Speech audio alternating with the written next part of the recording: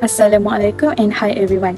So in this video, our group will be presenting about the titration in food industry, and there are the group members. So before we proceed further, it is important to understand the general introduction of titration. For your information, titration is an analytical chemistry laboratory technique used to determine the concentration of the chemical in a solution. It entails the controlled addition of a non-concentration solution to a solution of the material being tested. A chemical indicator or an instrument that detects the qualities of the solution, such as pH, is often used to monitor the process. Other than that, titration in the food industry is referred to a laboratory procedure used to determine the concentration of specific component in food item, such as acid, base, or specific nutrient. Titration is extensively used in the food industry for a variety of purposes, including detecting the acidity of fruit juice, measuring the quantity of specific nutrients such as lipids or protein, and analyze the quality of fruit product. In addition, the purpose of titration is to attain the equivalent point, where the amount of titrate administered is stoichiometrically equivalent to the amount of analyte present. The reaction between the titrate and analyte is complete at this time. The volume or mass of titrate consumed is utilized to compute the analyte concentration. Next is basic component of the titration setup typically include retort stand, burette clamp, burette, conical flask with solution, white tube, pipette, titration indicator, and analyte. During the titration process, two solutions are prepared. The substance will be analyzed, known as analyte, is placed in a conical flask, while a solution of concentration known as the titrant that fill in the burette to facilitate endpoint detection and indicator is added to the conical flask. Next, the titrant of the solution is slowly added from the burette and to conical flask until a noticeable the color change. Lastly, the chemical reacting occur. This color change is a result of the indicator reacting with the titrant. So this entire process is referred to the titration. For your information, the best color result is from the colorless to pink or magenta. My name is Ishrawati bin Zahir, and today I'll be presenting my part in this presentation, which is the theory of titration. So basically, titration is a method of chemical analysis that determines the concentration of an unknown solution by reacting it with a known solution of another substance.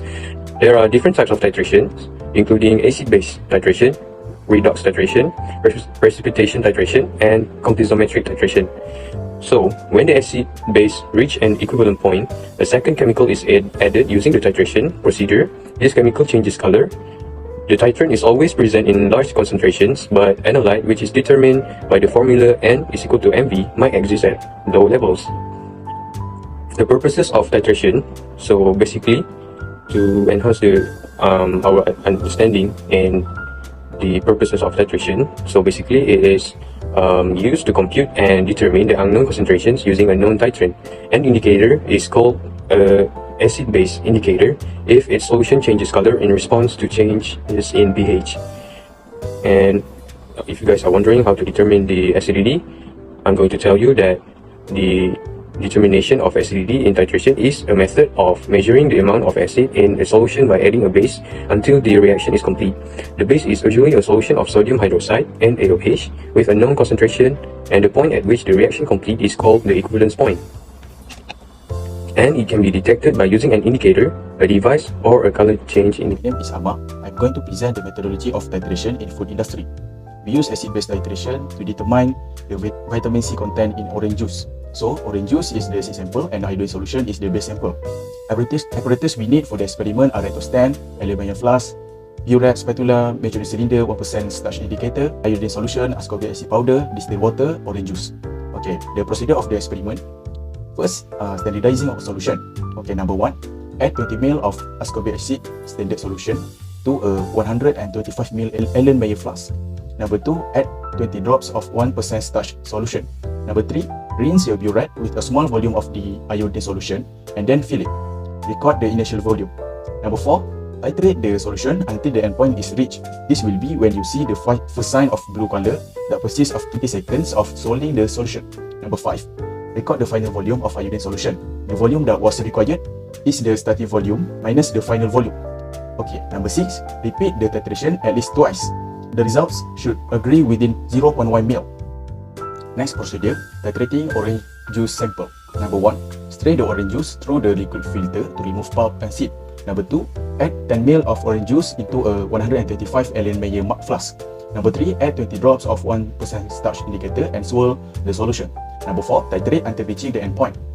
Add iodine solution, you get a color persist longer than 20 seconds. Number 5, repeat the titration until you have at least 3 measurements that agree within 0.1 ml of iodine solution. Hi, I'm Ahmad Daniel.